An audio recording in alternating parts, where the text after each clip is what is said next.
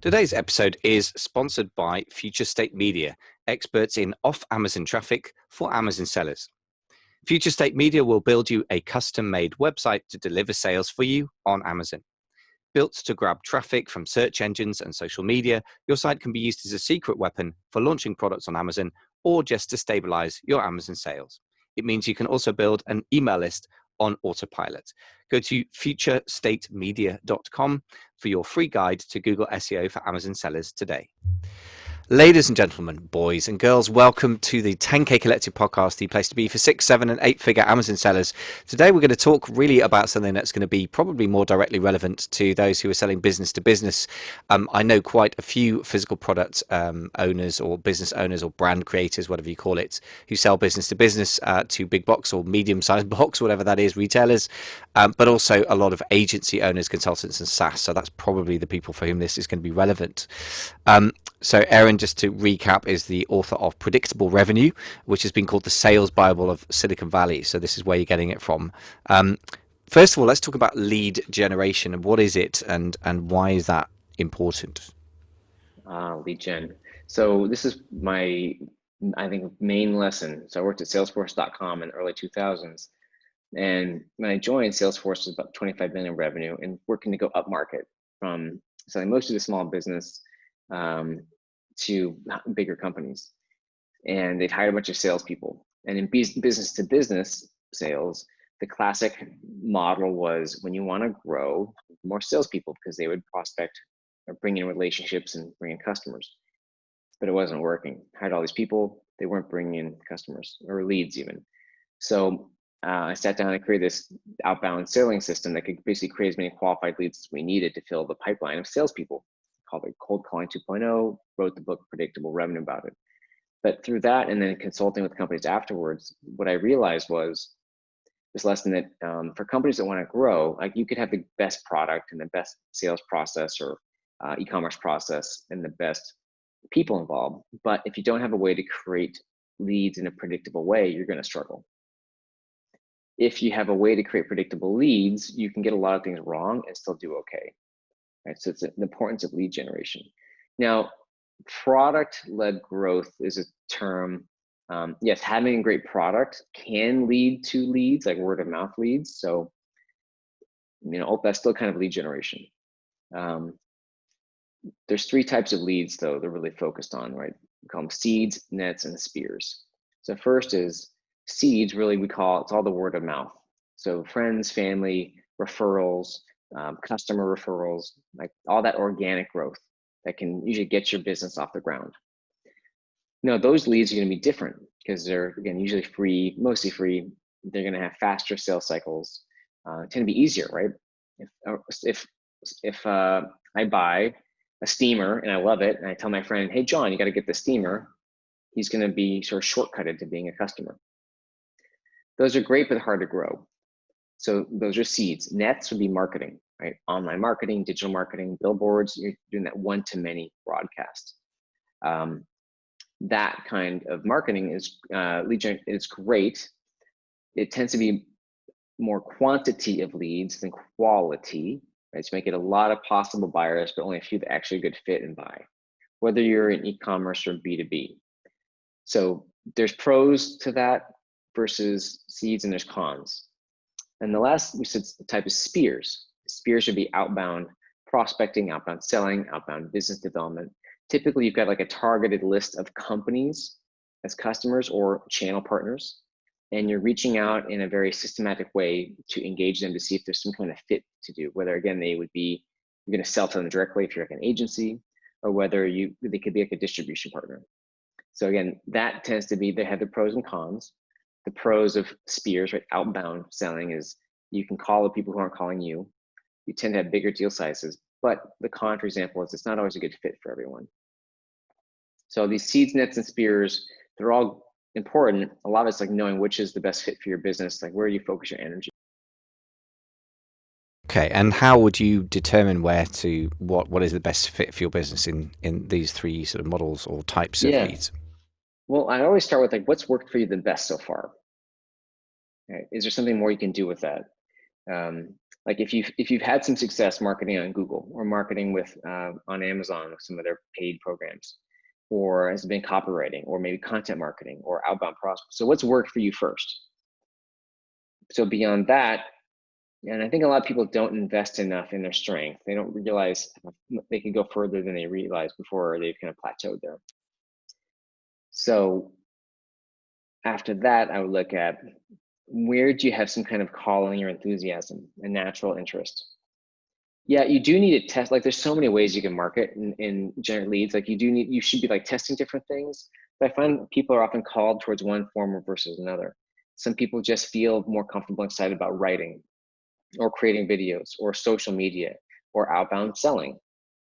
So I think it's important. It takes a lot more work and energy and trial and error than you realize to get kind of a lead generation program off the ground and working and generating leads.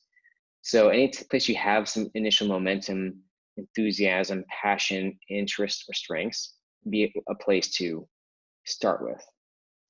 So there's no right answer. You can be successful kind of anything you want. It's really about picking something, one or two things, and really putting your energy into those versus trying to do 20 different things. Because in marketing, you could just create this whole list of stuff that you should do, and you just spread yourself too thin, right? So like, what's your main focus going to be? Is it going to be webinars, a book, video? Like, kind of pick your foundation. For me, I'm a book person. That's kind of my home base and my foundation. I can do video. It's not my passion. I don't really love doing it. Like, I have a daughter who loves doing videos. I know other people great at it, or LinkedIn. That's not my passion. It doesn't mean I ignore it necessarily, but like, I focus on books first, and then okay, where else? For me, that's number one, and then other things can be number two. Like LinkedIn these days is probably number two. So what's your number one? What's your number two? Yeah, and I have to say that the focus thing has saved my bacon. I mean, I'm not. Oh God, the more I speak to my guests and look at what I've achieved, the more I'm sort of embarrassed. But on the other hand, focusing on podcasts, even with modest download numbers, has given me a stream of leads because I'm drawn to it. I'm passionate about it, and the Yeah, fact that it is, God, it's a treadmill compared to other forms of marketing, I think. But I'm up for that, whereas other things just kind of die a bit it's because I'm all a not up for treadmill. that. Yeah, I It's guess all it a is. I mean, treadmill. like social media Yeah, posting doesn't interest me much at all, so I've outsourced that to yeah, my yeah. my team, and you know what, they're probably not doing as good a job as I would do. But I think I'd rather be You podcasting, and can't then do it all. they can talk Yeah, you about it can't on do it. LinkedIn. You know, they basically use LinkedIn to big up the podcast, and I'm good with Yeah, that because I enjoy it. I'm loving this conversation. I wouldn't be loving sitting there tapping yet another, motivational quote into Facebook at 1 a.m. I'd be wanting to, stick spears in my eyes, I think. yeah. So So you gotta pick your battles. you've got to pick your And there's a battles. lot of people, like, I'm the same way. Is it important for me to be on social media? Yeah. Do I do some of it myself? Yeah. Does my team do a lot? Yeah. But Yeah. I don't like it. Yeah, same here. I I don't have to enjoy say it. it's not my thing somehow. But so tell me a bit about building it. We've talked about team already. I mean, just a quick taster of the basics of building your first sales team, which sounds quite intimidating to me and to many people, perhaps. What are the sort of raw Well, basics of that? yeah. Assuming we're doing Well, business to business. a lot of people aren't going to be a good fit for having a sales team. By the way, I should say too, with lead generation, a lot of these initiatives, a lot like the time to build a lead generation program and have it being effective and generating revenue in a regular way could be, 6 months to 18 months. Like, so we're not talking usually like 30 to 60 days. It could be like a year more. It just depends. And the sales team can the same way. Now, a lot of people have a negative connotation with the word sell or sales. Not just that's a worldwide, right? In the States as well. Having said that, I don't think people really realize, like, really sit with the fact that to be successful at anything, you do need to have selling as a skill. Selling itself is not bad or good or it's a skill. It's like saying playing the guitar. I mean, yeah, you could play, I guess, angry music or happy music. Well, with selling, you need selling to be able to be successful in anything, to be able to sell yourself an idea or a product. Think about some of the best salespeople in the world have been people like Mother Teresa, Elon Musk, John F. Kennedy, just helping inspire people, helping people make decisions that are helping them be better for them. So when we say build a sales team, because I think a lot of people, especially here, be like, I would never have like a sales team. Well, maybe you should just call it a team to help your customers make decisions. But I think the common mistake now in Silicon Valley, in a lot of fast growth companies, tech startups, fund companies, the biggest mistake is a founder starts the company and doesn't want to sell. So either A, they have this dream that, oh, I'm just going to build a great product and people just come and buy it. Okay, good luck with that. It only happens once in a while, usually doesn't. Or they do the right thing, which is they kind of are involved themselves with selling the first 10 to 30 customers, as they should be. Founders really need to be a part of the selling process. Or in e-commerce, it could be like that customer discovery process. And then they're like, I'm getting tired of this. Especially if you're an agency, or I'm getting tired of this. I need to hire a salesperson to take over for this because I don't want to do it anymore. I got other things to do. Hire a salesperson, and that person fails within probably 2 to 4 months. You knew within 30 days it wasn't going to work out in 60 days, but you just kind of weren't really sure. So another mistake that could be a salesperson, or hire like a sales leader and they fail. So how do you avoid this? It's really more baby steps. So you think about, again, phase 0, really the CEO, founder sells, right? Or is like very customer involved.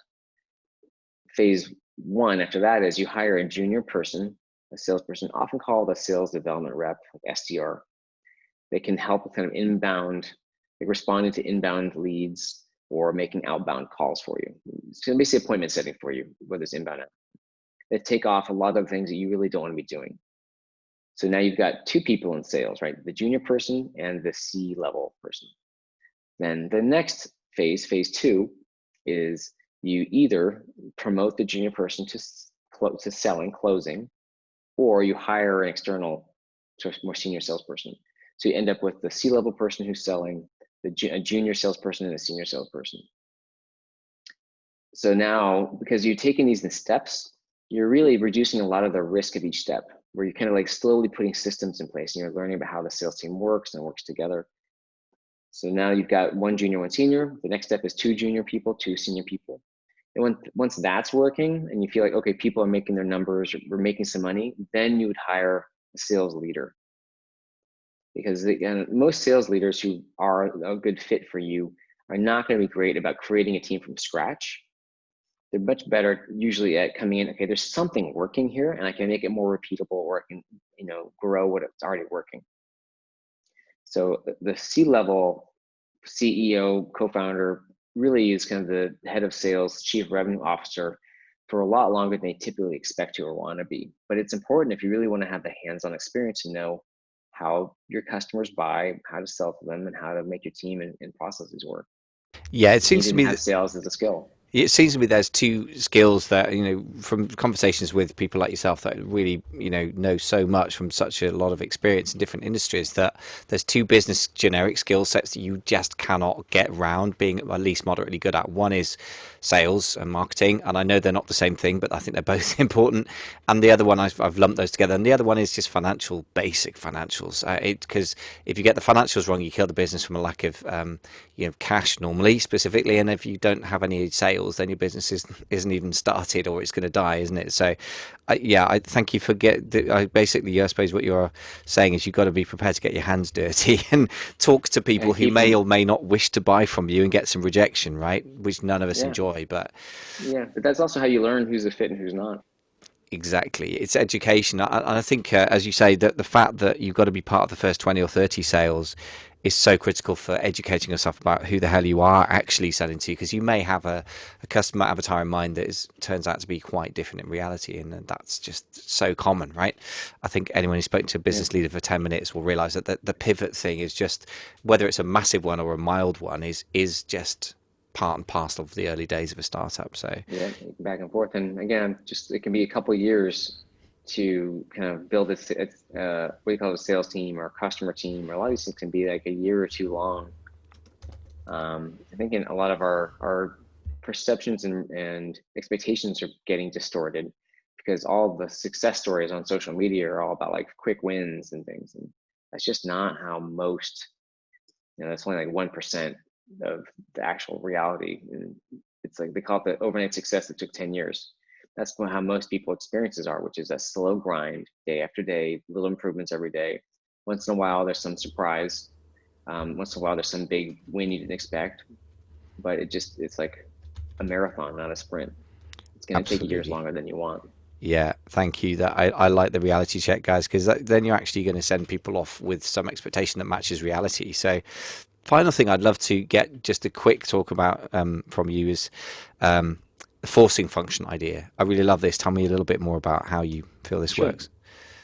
Well, forcing functions to me, um, so the way everyone has some sort of resistance to creating things. Um, my resistance tends to be like overwhelm or kind of more like a deer in headlights, right? There's some stress, there's like too many things to do, or there's some big problem. Deer in headlights, like, what do I do?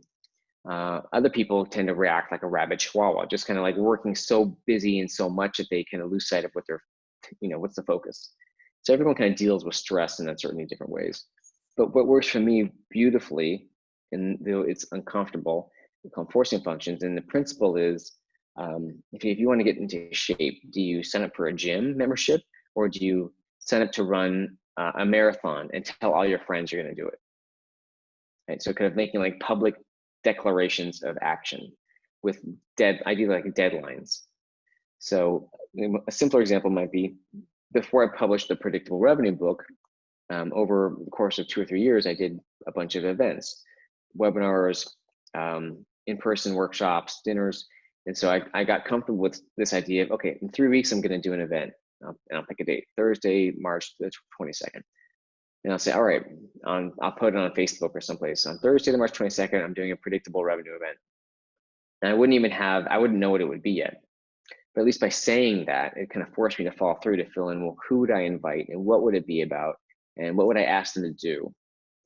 And by doing these events and sort of announcing them before I knew what I was doing and doing that again and again, it really forced a lot of clarity in my business and book, because I think that was really the number one thing that made the predictable revenue book a bestseller, was having done these events and really kind of tuned into the essence of what the book was about and what people really needed.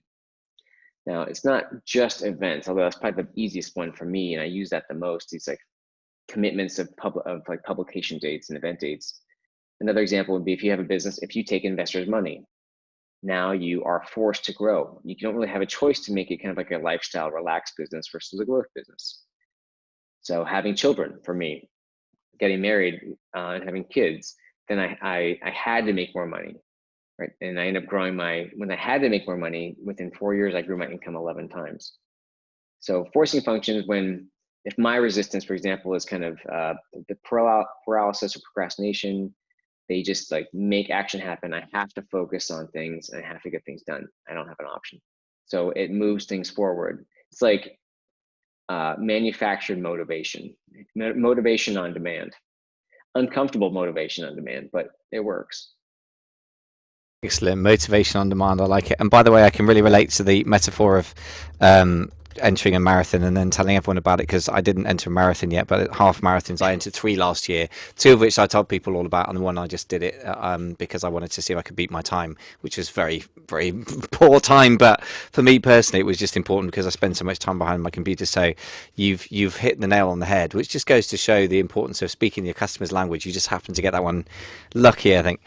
But motivation on demand is great. I really like the fact that you're prepared to put yourself deliberately in a situation which is uncomfortable and forces you to do the work. I mean, I'm glad to hear you say that, because I sometimes feel bad about the fact that I have to do that to myself, but I'm obviously not alone in that way. And you're obviously an example of the No, fact that it works gangbusters if you do it well yeah, enough. it's everybody. Everyone's got their own, issue, challenge, right? And thing is, like on social media or books, it's usually like puff pieces. They really, you know, I don't know how much Elon Musk really talks about. Probably, I think he refers to sometimes, he's like how hard his life is. Like, you wouldn't want to be me, right? Because he's never happy because he's always so stressed out. Hmm. I don't know if that's exact. I'm kind of paraphrasing, but a lot of leaders and famous people, we only see the bright side. We don't see their dark side. So, but everyone's Absolutely. got it. Yeah, absolutely. Yeah. And in the end, as you said, it relates back to that thing of, you see the overnight success, but you don't see the 10 years that went into it. Hmm. Or even if they were literally overnight success, like Zuckerberg coming out of whatever it was, Stanford, and, you don't see what it's cost him. I mean, I don't think I'd want to be Mark Zuckerberg either, even though, he's rich and it's allegedly desirable. I'm sure his life is very complicated. So Yeah, I feel yeah, better about that. So just a quick couple of plugs for your very, very good books. Predictable Revenue, which is you can find on Amazon or good bookshops near you. Also go to predictablerevenue.com. There's a lot of very useful looking calculators and tools and what have you that I've only scratched the surface yeah. of. But Well, the, predictablerevenue.com is our business. So I'm co-CEO of a five going on $7 million business with a few dozen people. It's really about building outbound sales teams. So that's for use for like B2B companies who want help like systematizing sales and growing. And otherwise, like fromimpossible.com is the site for the From Impossible to Inevitable book, which is really for anyone who has a business, wants to grow one business and be smart about why their business isn't growing, how to grow it faster. It's the best place to start. Absolutely, and having read the first couple of chapters of that, and we talked about that in the last episode as well. If you haven't heard that, go to 10kcollective.com and you can read the notes and listen to our discussion about that. Because yeah, that's got to be the critical thing. As you said, most businesses aren't in a position to grow yet, so get that sorted first before you even begin to worry about how to grow. So very, very wise advice. Erin, it's been a total pleasure. I know you've probably got, about 10 children's parties to go and deal with and then a multi-million-dollar company to run. So I don't know how you do it. It's been a real pleasure. Thank you so, so much for coming on. Yeah, no, thank you. Just more never ending forcing functions, honestly. Just keep me going. Excellent. Well, you're a living proof. Thank you very much for coming on to the show.